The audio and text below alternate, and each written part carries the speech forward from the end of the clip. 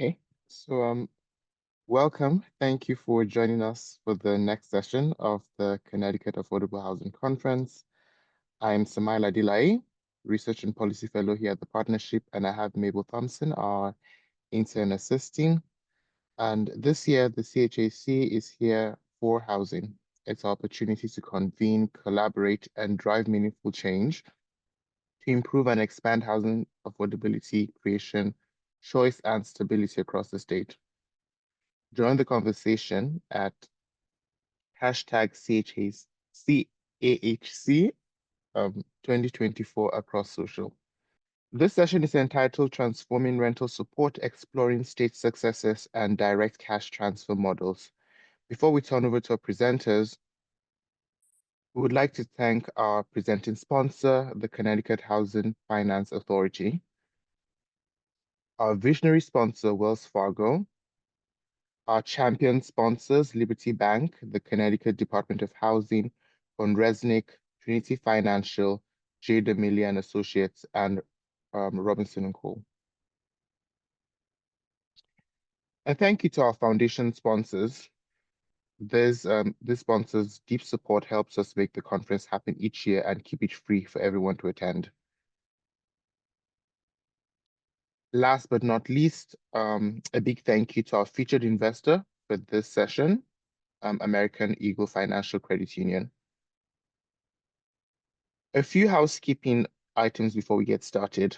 The session is being recorded and we will make all recordings available as soon as possible.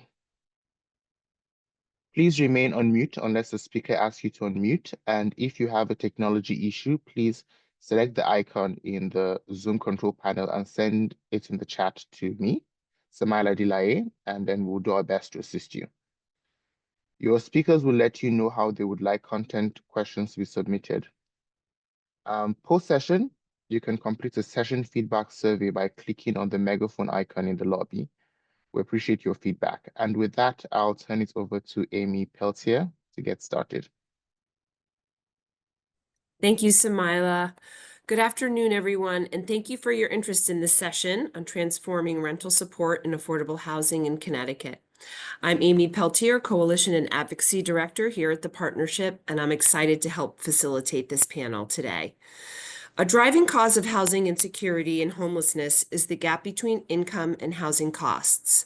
Many states and localities are leading interventions that seek to support people who are struggling. You've likely joined this session because you want to learn more about innovative interventions to address rental assistance programs and supportive services.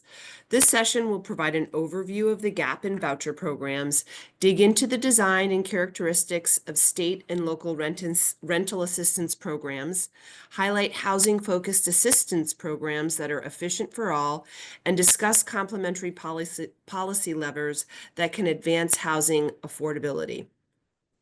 Our agenda today will include remarks from Teresa Miles, a community consultant with the Partnership, who will share her lived expertise with her narrative about her personal journey to finding stability while navigating housing and income gaps. Orvi Patel, policy analyst in housing and income security at the Center on Budget and Policy Priorities. Steve DeLella, Director of the Individual and Family Support Program with the Connecticut Department of Housing. Jonathan Cabral, a Director at the Connecticut Project and a Certified Planner. And finally, Stefan Palmer, another community consultant with lived expertise, whose narrative will include having to find his voice as a father advocate and leave us with some recommendations. It's very important to us that people with lived expertise are heard and part of solutions to the deeply layered affordable housing crisis. We're grateful for all of our speakers today and feel that it's important to set the stage by hearing how challenging navigating the system can be from someone who's had to live through it. With that, I'll turn it over to Teresa Miles to share her remarks. Hi, everyone. Good afternoon. Very glad to be here with you in fellowship on this important topic. I currently live in Westport, so I'm in permanent supportive housing in the Westport Housing Authority, a unit that has HUD funding for the supports, the case management support that I receive. And funding for the actual rent comes through the state RAP program. I pay 30% of my whatever I make to in rent every month. So my situation is a little bit different and unique because I do have a disability designation, but I have been housing unstable for quite some time because of my circumstances. So I went into emergency shelter a couple of times and had a couple of different types of voucher supports provided to me, some that worked and some that didn't. I've had rapid rehousing in two different iterations, one where I had to find my own apartment, one where I was placed in an apartment in Bridgeport, and I didn't have to find the apartment, but it was still a rapid rehousing situation. The apartment was being paid a portion of the rent, and I had to pay $350 a month. That was a set amount. And now my experience with sort of the RAP program and another place-based apartment that the rental support is tied to the unit and not necessarily something that I can travel with. Like I can't just move to any apartment. My supports are based on this apartment that I have here in Westport. So, however, throughout my journey with regard to being housing unstable, I've worked with a number of people, primarily because I was in a unique position where I have a higher level of education and ability to navigate the system. So I was in a position to help people, many of whom had Section 8 vouchers. So while we were navigating the system, I always found myself to be in a position of advocating for them and trying to help them find a stable place to live. One of the biggest things that always came up was when you were lucky enough to get a voucher of some sort or some sort of housing subsidy to put a roof over your head. The big issue became, well, how do you find some place to live? And when I was first given rapid rehousing, we were sort of, all of us that were eligible for that, we were sort of like blown to the wind and said, go find someplace to live and bring the lease back to us and we'll arrange for the payments. And what I ended up finding was that there was a young lady, she was young, she was in her early 20s. She didn't know how to find an apartment. She never had to do it before. I had another young lady who was in the room with me, and she was an immigrant, a legal immigrant from Ukraine, a young single parent, and she couldn't communicate in English well enough to negotiate with the landlord. And we were in the middle of Stanford, and you were put in the position. She was also domestic violence survivor. She had a difficulty communicating on that aspect also. And she was placed in a position of having to explain to the landlord exactly how this rental subsidy was going to allow him to get his rent. What was the benefit to him to renting to her? And what I had to do at that instance was advocate for them, because there was no way for them to make use of their voucher because they couldn't navigate the system of finding an apartment, and apartments were so expensive. And you also had, I had another person who got a Section 8 voucher right when she was placed. She was handicapped and elderly. And she was placed, she needed to find an apartment. She had to get a deferral 3 times on her Section 8 voucher because she didn't have the capacity. She was in a wheelchair to sort of go around and find an apartment that she could use this voucher for. And although she was assigned somebody that was supposed to help her find the apartment, that help was a bit illusory. So you had physical challenges, you had technological challenges, you had language barriers, you had a sophisticated negotiation that needed to take place that many people simply weren't able to do. And then you had to acknowledge that the last time someone may have had to find an apartment, finding an apartment now is completely different. It's just not as easy to find the apartments. Then there was also always a big gap between what the voucher would enable you to do and what your actual needs were. There was always the utilities part of it. There was the security deposit. There was,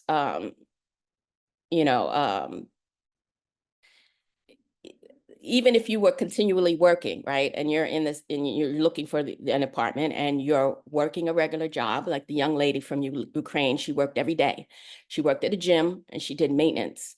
The difference in affordability, even once you have the voucher, means that you can't afford all the other stuff that you need in order for your housing to be stable. And I will point to when I was placed with rapid rehousing in Bridgeport, I didn't have any furniture. I didn't have a bed. I didn't have a table. I didn't have a chair. I had an apartment. It was a great apartment. It was in a brand new building, great apartment. I had no furniture. I had no furniture for a year because it wasn't something that I could afford. So there's always that. And then there's the problem of whether the voucher that you're getting is actually the intervention that you need. In my case, the rapid rehousing saved my life. That I had a roof over my head. But they placed me in Bridgeport. I had to change all my doctors. I wasn't physically capable of managing my healthcare needs and changing my doctors effectively. I never left the apartment. I didn't know anyone. I couldn't get around. I didn't have a car. I had all kinds of issues. I couldn't take mass transit. I was afraid to talk. I wasn't talking. I was non-functional at that time. And I was in the apartment. I had a roof over my head. I had my rapid rehousing, but I wasn't functional. And I ended up getting evicted again. I was back on the street. So all that to say that it's important to be in a community that you can navigate, that you feel comfortable in. Almost everyone that I see that gets vouchers, they have to go afield to find an apartment. So you get the voucher and you have to go, you're living in Norwalk, you have to go to Waterbury because that's the only place where you can use the voucher, or you have to go to just somewhere else, from the community that you may be in, the supports that you're used to, the doctors that you have, anything that you may be comfortable in and relocate. Just recently, someone with that I know with a Section 8 voucher needed a bigger apartment. She had a baby. She had 4 kids. It took her a year and a half to even find a new apartment. And then she had to take everyone to Waterbury. That was the only place she could find the apartment. And that means taking the kids out of high school. The doctors, the eye doctor, everything, they had to change. But just for that opportunity to use the Section 8 voucher, it took her over a year to find that opportunity, just to find an apartment that she could move to. So all that to say that I'm very grateful for the supports that I received to save my life. Even the interventions that failed for me put a roof over my head for a time. Right now, my situation is I'm stable, I'm safe. I have supports that I need to keep everything moving along. And I also receive Homes with Hope pays the utilities for my apartment. So I don't have to be worried about that.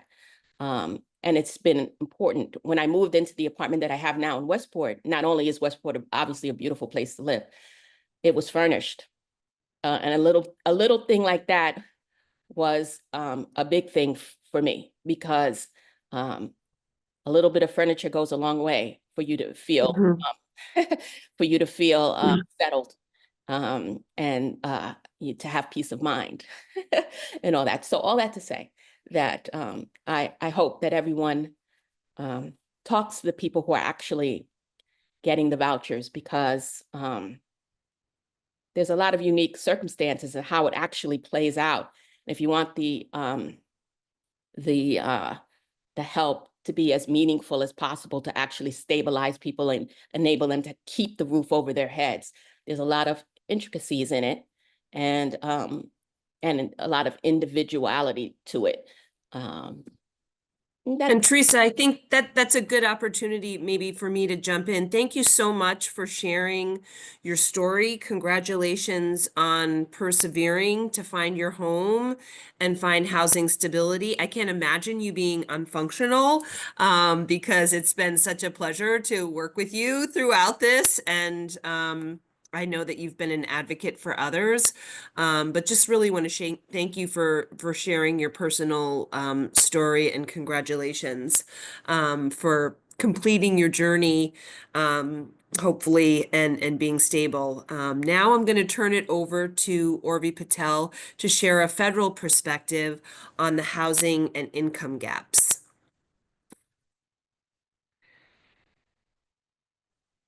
All right. Thank you so much. My name is Orvi Patel. I use she, her pronouns, and I'm a policy analyst at the Center on Budget and Policy Priorities. And so for those unfamiliar, the Center is a DC-based think tank, and our mission is to protect and expand economic security programs that impact people with low incomes and those that are directly impacted. And with that, I also want to thank you, Teresa, for being willing to share in this space, and grateful to be in this community with you. So at the Center, we advance federal, state, and local policies, including housing and income security, amongst others.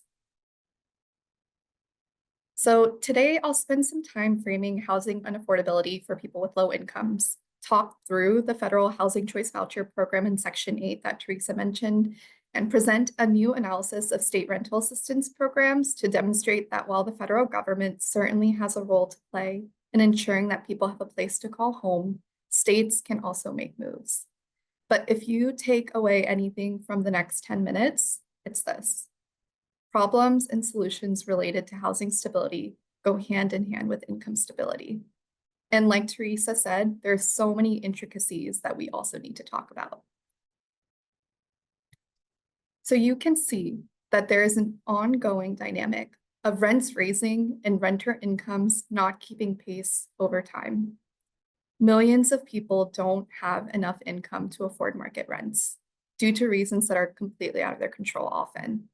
This speaks to an overarching structural and funding issue that is made worse by discrimination and racism that is embedded in our institutions, like in our housing market and our criminal legal system. In this space, we know that this problem isn't new. But when we think about what it takes to address it, it comes down to two approaches: bringing housing costs down and bringing people's incomes up. Some approaches to bringing housing costs down include increasing housing supply, making it less expensive to build housing, and regulating landlords, and so much more. To bring incomes up, some approaches include increasing wages, improving access to public benefits and improving those public benefits, and overall supporting people through direct cash assistance.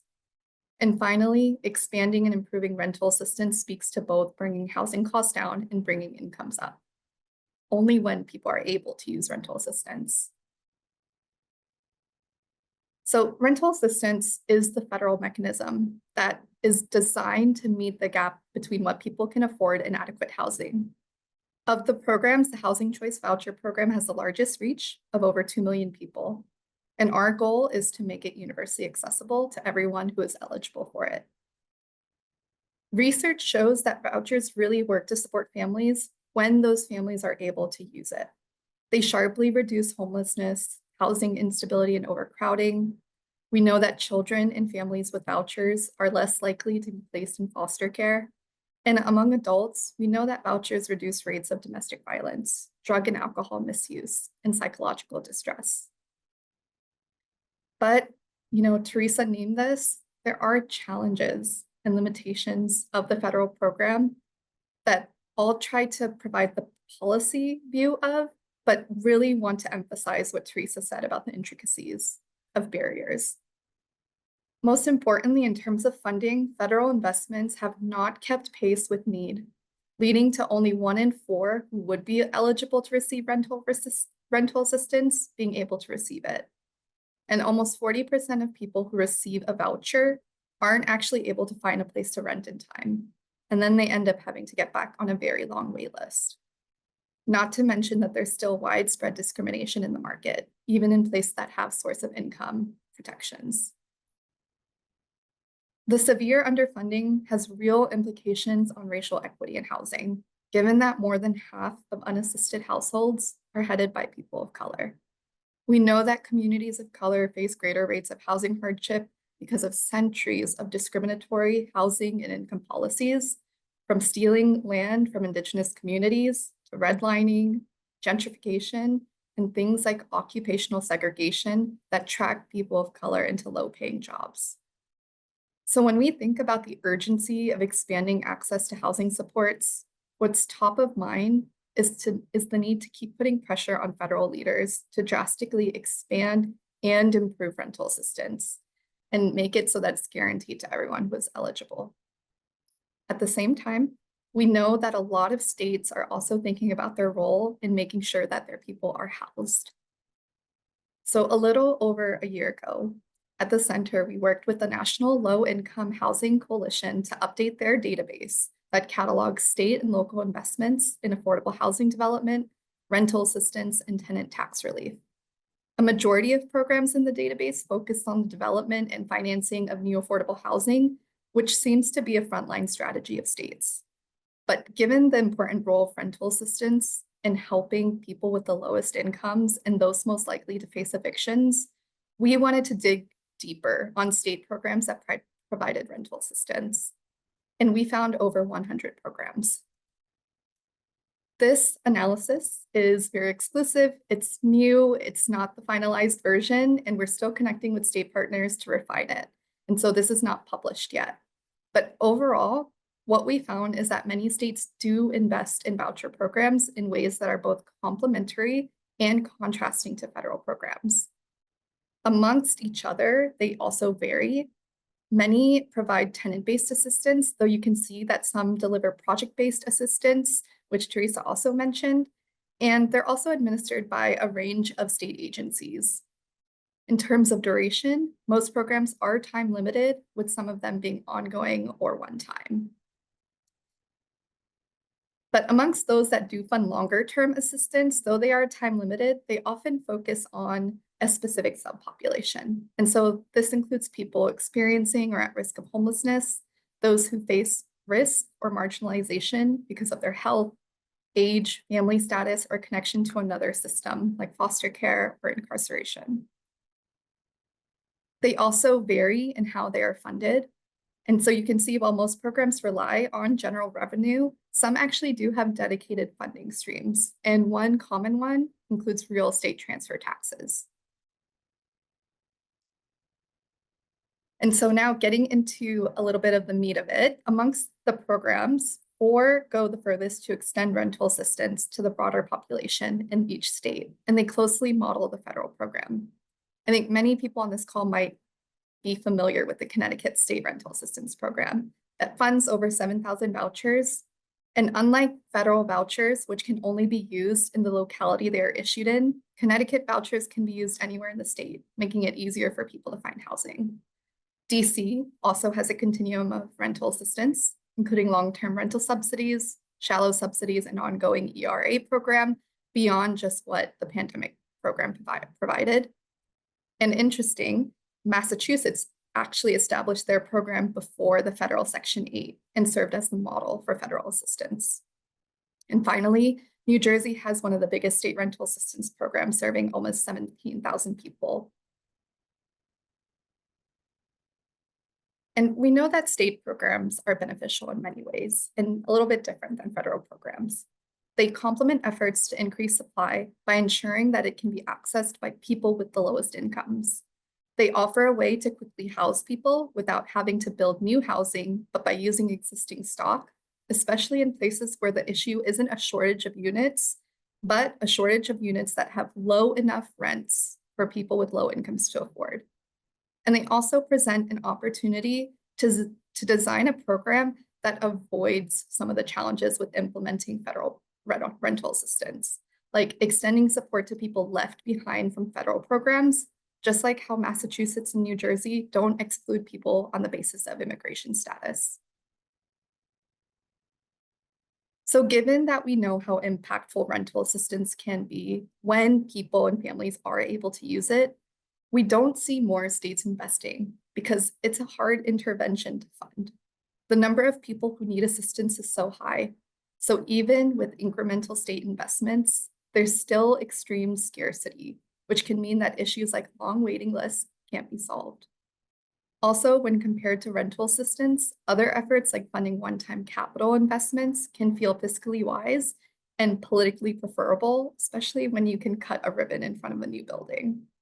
And as mentioned, state programs can face the same challenges of the implementation of the federal program: discrimination, administrative barriers, language barriers, insufficient funding, and so much more. But when we think of housing vouchers as a form of income support, it opens up opportunities for making more connections between rental assistance and other complementary policies, including programs like TANF and Social Security, as well as ways to get cash to families, like through tax credits, direct rental assistance, which we'll hear more about, and even guaranteed income. And so at the center, this is kind of where we are building our understanding of state rental assistance programs.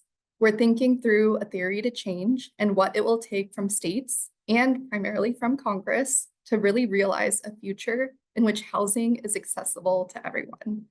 This feels especially important in light of the election. We're interested not only in how state policies can provide a blueprint for more federal action, but also how states can play a role in demanding more action from the federal government.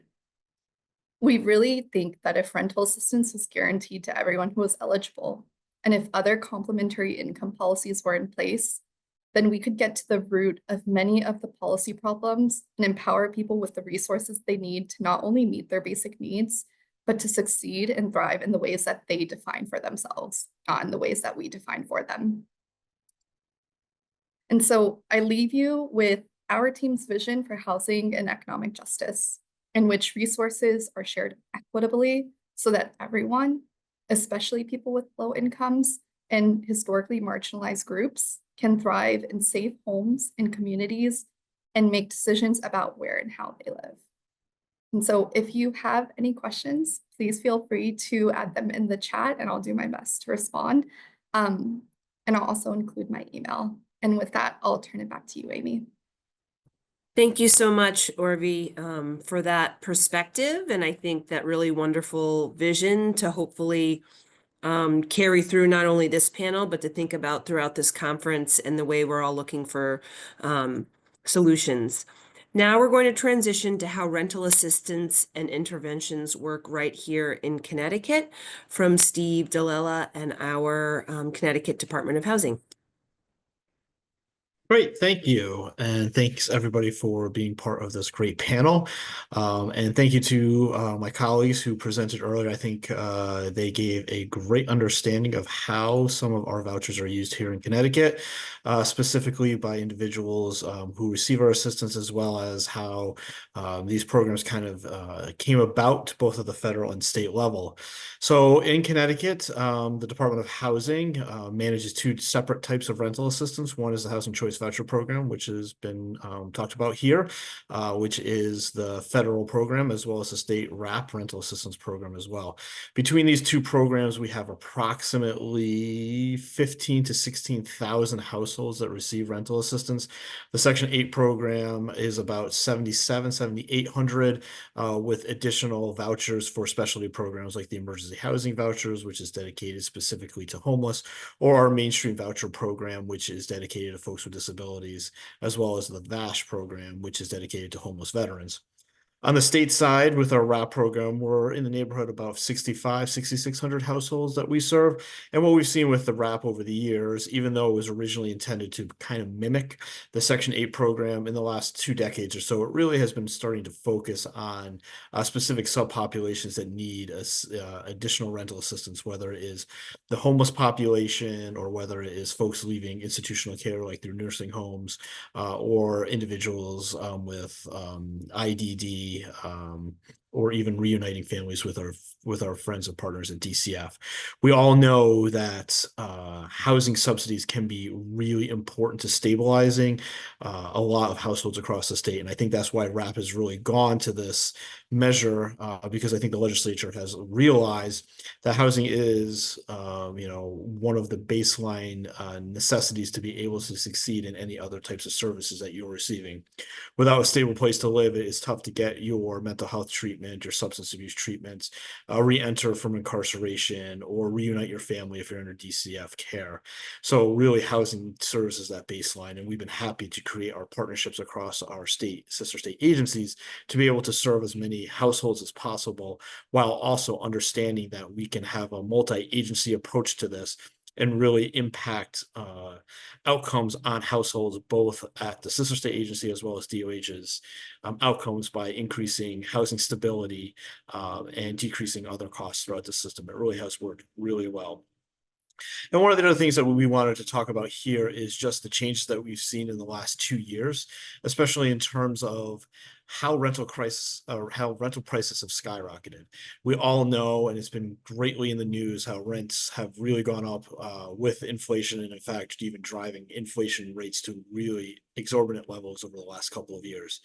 And just as a sort of to show how this really has been implemented or affected in Connecticut, I really just look back 2 years to October and through this year through October, and our average increased rents have gone from an average of $874 a month in 2022 to $1,067 per month here in 2024. That's a rate increase of 18, nearly 19%. So I think anytime that you see such a spike in one sector, in this case, the housing sector, over a short period of time, that leads to a lot of different factors. First off, for those individuals that not only are receiving our vouchers, but who are just in the housing market in general, which is probably ensuring similar rates of inflation, it really leads to a great increase and puts a added pressure on households' budgets on how you're going to be able to afford housing, which in turn leads to more people who are in need of our program. Because as people are getting pushed into these higher rents, they're less likely to be able to afford the ones that they're currently in, therefore coming to us at the state level for additional assistance. But at the same time, with increases of nearly 18% in 2 years, that's putting added pressure on the state budget and the housing choice voucher budget in general, because just to keep the same amount of people housed is costing us nearly $1 million more a month on our RAP program, I should say. So you can see these two factors are really working against those individuals who need affordable housing. There's much higher demand, and the funding that we have is not going as far as it used to. So these two things put added pressure on our overall system, which leads to sort of the crisis that we're seeing. Now, I believe we're trying to get as creative as possible and trying to mitigate this by looking at efficiencies we can create within the system. And I know all of our advocates are doing a wonderful job out there trying to identify additional resources and advocate both at the federal and state level to increase these resources, just based on some of the numbers that we are seeing. So that's kind of like the state of affairs here in Connecticut. I'm not going to go too much into detail on how the programs work, because I think Teresa did a wonderful job of her experience in kind of explaining how it works, and I really don't have much to add. So I'm certainly grateful for that, but I know that we will be passing along to Jonathan to talk a little bit about some of those unique ideas that we are thinking about here in the state. Thanks, Steve, for bringing the issue a little closer to home with our statewide framework. And now it is time to hear from John Cabral about some innovative housing assistant focused programs, including direct cash, that are efficient for all. So, Jonathan, welcome. Sure. So good afternoon, everyone. First off, I want to thank the panelists for, honored to be part of this panel, to be among such, such wonderful colleagues. So this has been a great conversation. I want to thank the partnership for hosting this. It's been a great conference, and yeah, this is great stuff. So thanks, Steve. So I want to talk a little bit about some of the work that we at the Connecticut Project and are looking into doing in partnership with some other of our philanthropic partners. So for those who aren't familiar with the Connecticut Project, we're fairly new to the space. We've been in existence as an organization for the last 3 or 4 years, really in the housing space for the last couple of years. And as an organization, we really are a social justice philanthropic organization that looks to bring communities, ideas, resources together to really improve systems and generate real world outcomes to low and moderate income and asset limited individuals. And so when looking at the affordable housing space, our focus has mostly been on trying to grow the housing stock. I think at the core problem that we're dealing with this housing crisis, not just here in Connecticut, but nationally, is the lack of supply. And so we're really working to try to, prime the pump, get more affordable housing built in the state. But we realize that that takes a lot of time, and there's a real need now. And so we've been exploring innovative, projects that can help unlock affordability in the current system. And so we've been working with partners such as Melville Charitable Trust. I know Becca's on the call. She's been a great partner, and with Department of Housing and other public housing authorities to sort of figure out what could be alternative methods in which we can deliver housing assistance. And our focus has mostly been on direct rental assistance, or DRA. For those who aren't familiar with DRA, it's essentially taking the voucher program and taking the value of the voucher and giving it to recipients as a cash, and letting the recipients go out into the market, just like anyone else would go into the market and shop for the housing that they need. It would be calculated similar to a voucher, but it gives the subsidy directly to the tenant and have the tenant reestablish sort of the working relationship with the landlord that you would see sort of for anyone else in the market. And it's really a way of, again, reestablishing that relationship between the tenant and landlords, and really giving agency to tenants who receive the subsidy. HUD over the last couple of years has really called philanthropic organizations and public housing authorities into action to work together to figure out alternative methods.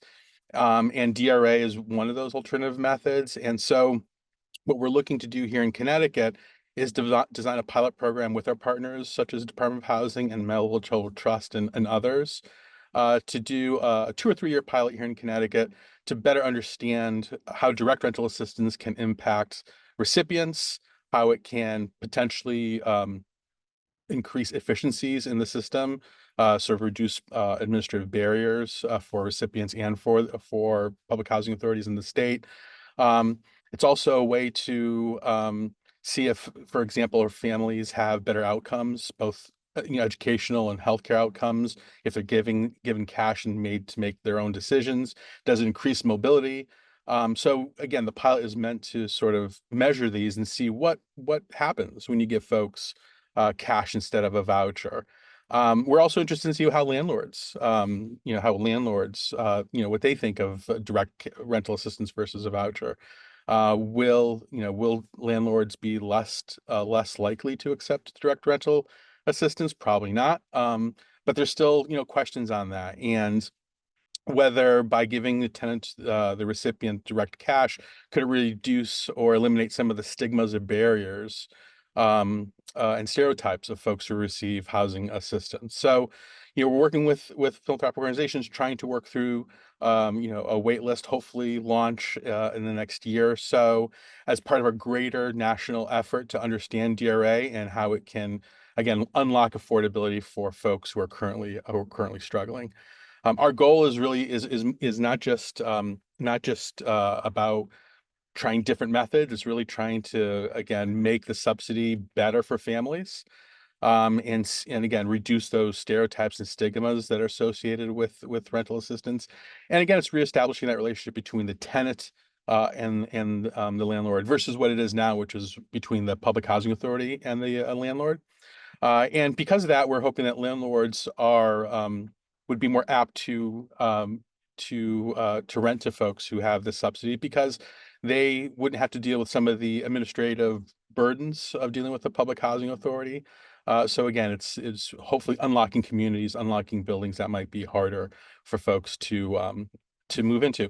And then it's also a way of, hopefully understanding how we can reduce sort of the administrative overhead of the current voucher program, so it can benefit the taxpayers. Can we do this more efficiently?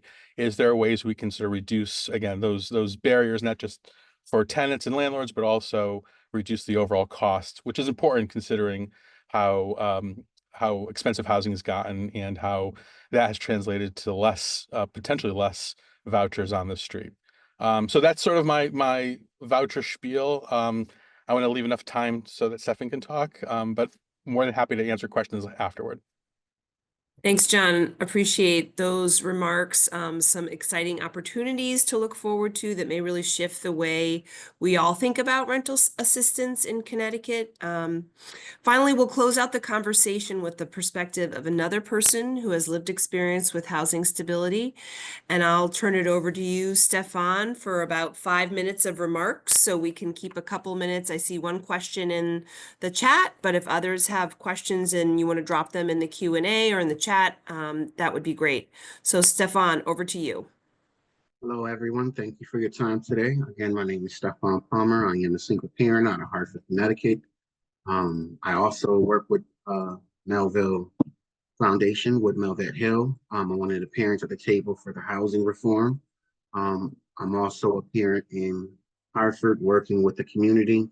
But my lived experience with rental assistance and vouchers, I got a rapid rehousing voucher for myself and my children when I first moved to Hartford about 2 years ago. I was homeless. I had custody of 3 of my daughters at the time. Landlords were giving me a hard time, and I was given a voucher with no assistance to find a place for 3 kids. It became very overwhelming and very stressful. Church helped me get the apartment that I'm in now. No furniture, but it was a blessing because we had a roof over our heads. But my daughters were still sleeping on the floor, and the case management that partnered with the church to get me the apartment was then threatening to call DCF because my children were sleeping. So I went through the transition of a couple of weeks, a month to find furniture, which of course I found beds for my children first, and then couches, and then dishes and so forth. On getting a job, I was able to pay 30% of my rent, which was a blessing. Vouchers are a great blessing for many families, but the struggles of having a voucher is once you do get stable, your rent goes up instead of having a cap for families. Okay, I understand we're earning income now, but we need time to learn to save that money and learn to live off that money as well. So with the rent going up, it became a struggle because then it was hard to put food on the table. I have a son who lives with me full time. With him living with me full time, there was 2 incidents where bullets went right through the window. We were sitting on the couch, a bullet went through his bedroom window, and then a couple months later, a bullet went through the living room window. I reached out to the organization that is over my voucher and asked to move within the same city and was told I could not. So even with it being a safety issue and a health issue and it happening more than once, we were told we could not move with our voucher, which I do not understand. I wasn't asking to leave the state. I wasn't asking to leave the city. I just wanted to move in a safer neighborhood with my child. And again, vouchers are a blessing. But with the limitation, it makes it hard for families, especially in my circumstance, to live comfortably and to not worry about your child being asleep in their room because the bullets have already went through their window, but they're told to not move. I just think there's a better way to help families that are on vouchers to where they can feel safe and secure within their homes and not feel forced to live in dangerous neighborhoods, which I understand. Again, the vouchers are a blessing, but there needs to be more resources attached to it, and there needs to be more understanding with the vouchers when it comes to families, one, getting a job and employment, and after I've had my voucher for like almost 9 years now, Rent's always been paid on time, never had any write-ups, but I still could not move, which is no one's been able to explain to me or help me get assistance to move with my voucher. So I think that's one area that needs to be improved. If we're going to improve it, is allowing families to be able to move out after a certain amount of time. Because again, in my circumstance, it would be a huge blessing to move with my voucher with my children. I don't know how else to say it. Again, about the blessing, it's helped me in many ways. It's helped my children in many ways. But as soon as you step out the door, it's helpful. Thank you for your time. Thank you, Stefan, so much also for sharing your story and your ideas. I'm hearing, I think, a theme between both you and Teresa about the need for supportive services to pair with a voucher so that you're actually able to use that voucher, right? And you're able to use that voucher in your sort of customized circumstances, whether it's with a disability or if it's a single parent with children. So appreciate you sharing those ideas. I also like this idea of maybe, incentivizing voucher holders who don't have a history of lateness and have been sort of fulfilling their roles and responsibilities of maybe, offering different options at mobility there. I think that's something that's really important to think about that anybody would want to be a recipient of. I know we're really close. We have 2 minutes left. I saw that John addressed one of the questions in the chat. I'll just look really quickly. There was one up here, and I think it was a question from Maria, I believe in reference to when Teresa was speaking about a lack of vouchers. Is that because folks wanted to stay in Norwalk? And would it make sense for all vouchers to be portable to any housing authority statewide? And is that a possibility? Maybe that's a question for Steve to address that question. Sure. So a couple different things. With each housing authority has their own jurisdiction. So if you're looking at the state of Connecticut's jurisdiction, you can live anywhere in the 169 towns in the state of Connecticut. So it isn't necessarily a lack of vouchers for Norwalk. If you have one of the DOH vouchers, you can live in Norwalk. So then it becomes more of an issue of finding a unit in that community, which I think is also becoming more difficult as our housing stock has gotten a little bit tighter. In terms of the Norwalk Housing Authority, I don't know what they look like in terms of the number of vouchers that they have available. So I can't really speak on their behalf.